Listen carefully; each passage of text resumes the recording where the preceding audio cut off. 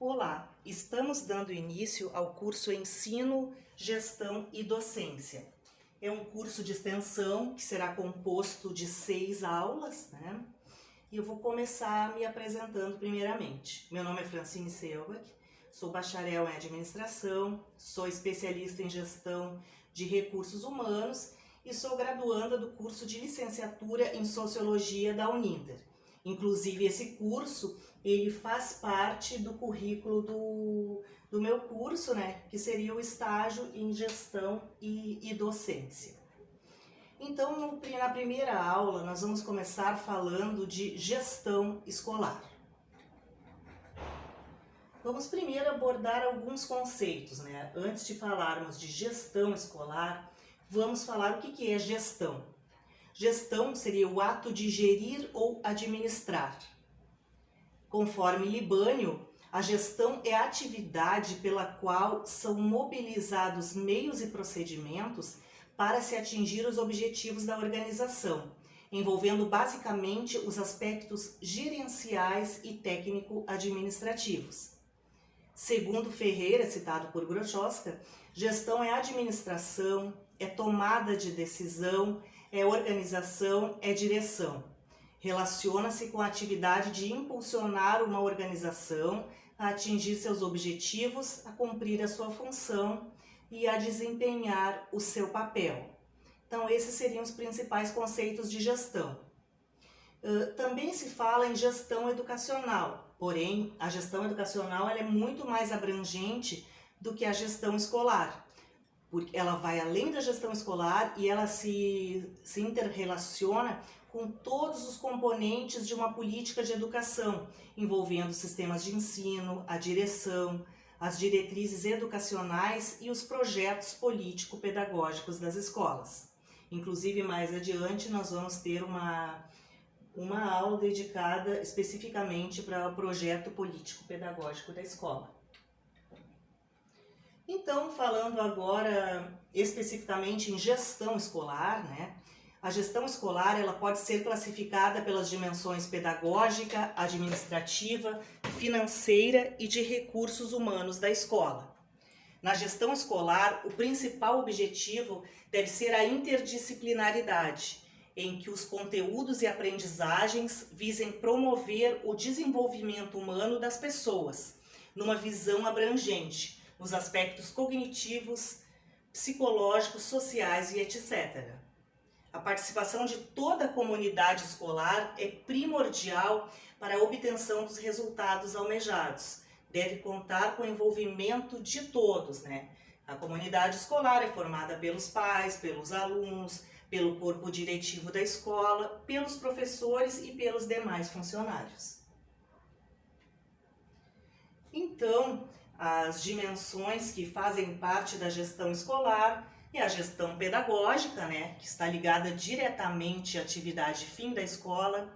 A gestão pedagógica está relacionada ao planejamento e à organização do sistema educacional, à melhoria das práticas educacionais, ao aprimoramento das metodologias de ensino, à elaboração e implementação de projetos pedagógicos e à definição de metas para otimizar a relação de ensino-aprendizagem. Já a gestão administrativa, né, como em qualquer outra empresa, a administração dos recursos materiais e físicos, do controle do patrimônio e a sua correta utilização. Relaciona-se às atividades rotineiras da escola, né? Eu falei que gestão administrativa, como em qualquer empresa, são as atividades rotineiras de determinada atividade, né? A gestão financeira trata do controle dos recursos humanos, né? Define quais recursos vão ser aplicados em determinadas áreas, né? E o importante é que haja o direcionamento para todas as áreas, né? Para que todas as demandas sejam atendidas. Obviamente, algumas vão acabar sendo mais urgentes do que outras, né? Mas para deixar todas as áreas atendidas. E a gestão de recursos humanos, que trata dos professores, né? O corpo docente e os demais funcionários. Muito importante aqui nesse slide, que aqui está evidenciada a diferença entre a gestão escolar e a gestão de uma outra empresa de outra natureza, né? Durante muito tempo, viu-se a educação como um campo de aplicação das teorias e técnicas da teoria geral de administração. Nessa concepção, a gestão da educação era apenas mais um campo da gerência, aplicando as regras gerais de planejamento, gerenciamento e avaliação. A própria formação na habilitação em administração escolar tinha como base teórica a teoria geral da administração aplicada à educação e como conteúdos complementares aspectos considerados válidos para a administração de empresas, né? Então, assim, obviamente a gerência, a gestão de uma empresa e de uma escola tem muitos pontos parecidos, muitos pontos em comum, mas de uma certa forma conceitual, uma questão de que a gerência da escola, ela visa formar as pessoas. Uma outra empresa de qualquer natureza, ela visa ao lucro, né?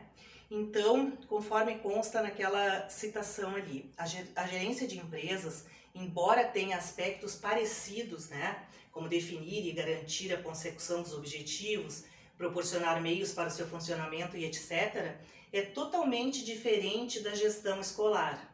Em alguns aspectos é até antagônica, por exemplo, na sua razão principal de ser, né?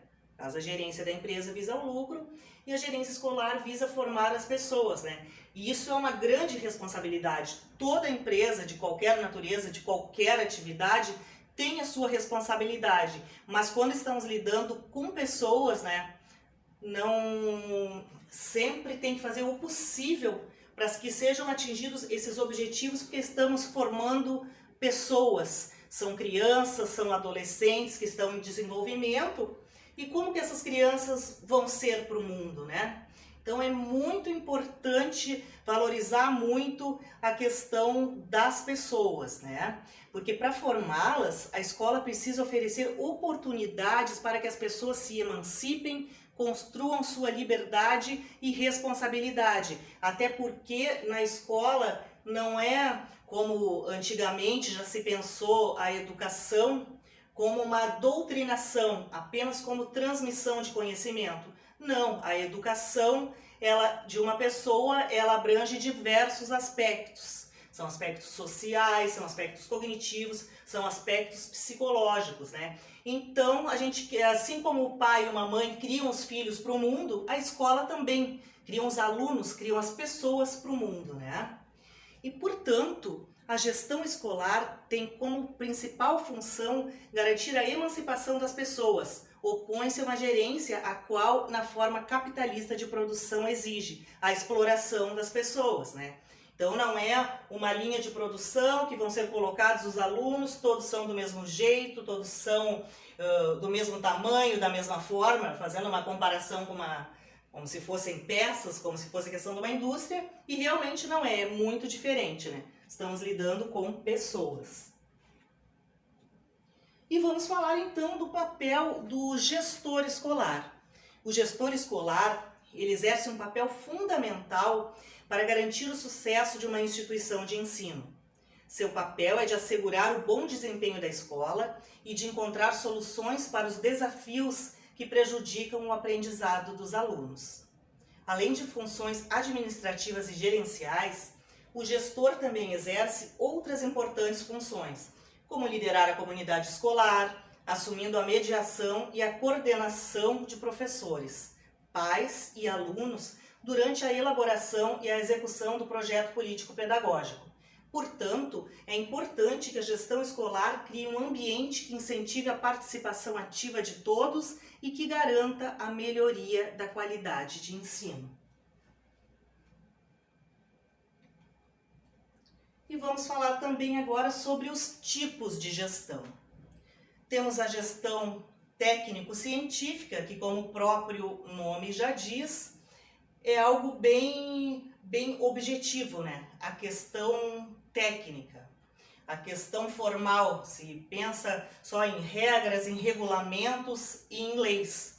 E se baseia quase que somente em regulamentos. Obviamente, faz parte, tem que ter uma regulamentação, tem que ter um documento formal, assim como qualquer outra atividade, né? Só que técnico-científica só não resolve isso em lugar nenhum, né? Porque, voltando àquela comparação que estamos lidando com pessoas, e ainda que falássemos de outra atividade, por exemplo, de uma indústria, né? Só a gestão técnico-científica não pode, ela não abrange todas as necessidades de uma empresa, porque vai lidar com pessoas, com situações imprevistas e não aquela coisa puramente pragmática, né?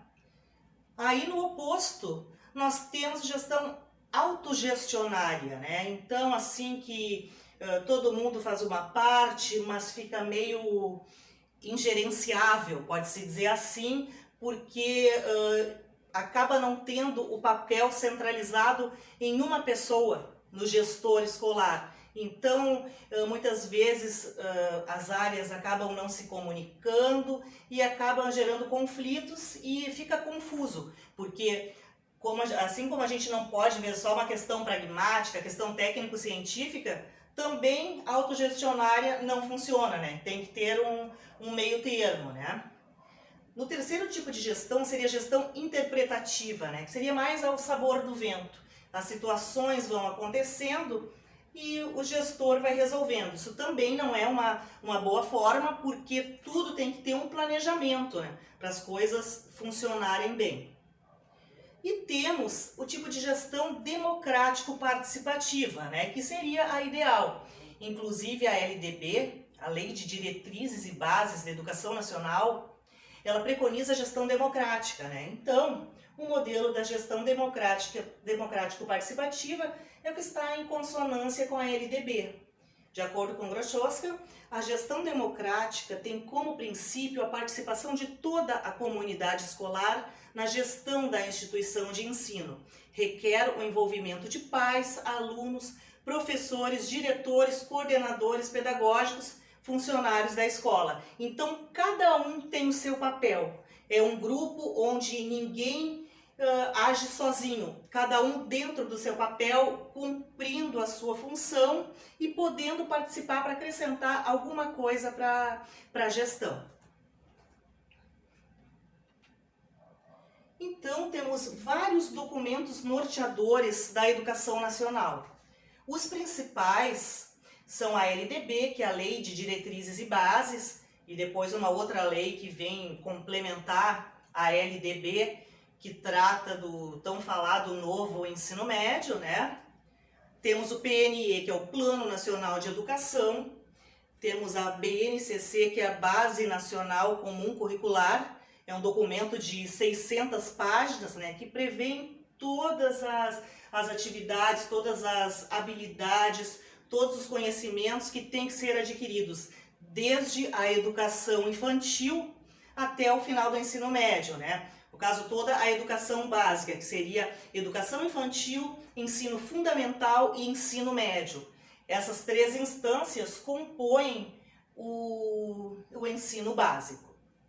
E vamos falar também do PPP, que é o Projeto Político Pedagógico, né? Que isso tem que ser em consonância com as regulamentações, com as leis, com as normas, mas cada escola tem que elaborar de acordo com a sua realidade, e isso nós vamos tratar especificamente numa outra aula. Então, os princípios e os fins da educação nacional segundo a LDB. O ensino será ministrado com base nos seguintes princípios: igualdade de condições para o acesso e permanência na escola, liberdade de aprender, ensinar, pesquisar e divulgar a cultura, o pensamento, a arte e o saber. Pluralismo de ideias e de concepções pedagógicas. Respeito à liberdade e apreço à tolerância. Coexistência de instituições públicas e privadas de ensino. Gratuidade do ensino público em estabelecimentos oficiais. A valorização do profissional da educação escolar. A gestão democrática do ensino público, conforme já vimos anteriormente, né? na forma desta lei e da legislação dos sistemas de ensino. Garantia do padrão de qualidade, valorização da experiência extraescolar, vinculação entre a educação escolar, o trabalho e as práticas sociais, consideração com a diversidade étnico-racial, garantia do direito à educação e à aprendizagem ao longo da vida. E também, por último, com a atualização da LDB, se fala do respeito à diversidade humana, linguística, cultural e identitária das pessoas surdas, surdo-cegas e com deficiência auditiva, né? Então, a educação tem que prever a inclusão. Todas as pessoas têm que ser contempladas sem exceção e sem distinção pela educação. Então, para finalizar essa primeira aula, eu trouxe esse pensamento do Rubem Alves, que realmente retrata o que deve ser a educação, né? O que seria a educação ideal. Então, há escola que são gaiolas e há escolas que são asas. Escolas que são gaiolas existem para que os pássaros desaprendam a arte do voo. Pássaros engaiolados são pássaros sob controle. Engaiolados, o seu dono pode levá-los para onde quiser. Pássaros engaiolados sempre têm um dono. Deixaram de ser pássaros, porque a essência dos pássaros é o voo. Escolas que são asas não amam pássaros engaiolados. O que elas amam são pássaros em voo. Existem para dar aos pássaros coragem para voar. Ensinar o voo, isso elas não podem fazer, porque o voo já nasce dentro dos pássaros. O voo não pode ser ensinado, só pode ser encorajado. Rubem Alves. Então essa é a mensagem que eu quero deixar para vocês, nós enquanto profissionais da educação, da nossa responsabilidade com as pessoas e da importância da emancipação do ser humano. Uma educação que vise transformar e não doutrinar. Então aqui estão as principais referências, né? Vamos finalizando essa primeira aula. Espero que vocês tenham gostado e aguardo vocês na aula 2. Obrigada!